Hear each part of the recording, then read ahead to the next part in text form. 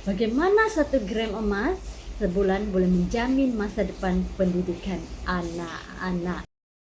Seorang ibu bapa yang ingin menjadikan emas sebagai dana pendidikan anak-anak boleh menampung 1 gram emas setiap bulan untuk setiap anak sejak lahir. Apabila anak itu mencapai usia 18 tahun, jumlah emas yang dikumpul sekitar 210 hingga 240 gram boleh menampung sebagian besar kos pengajian di universiti tempatan.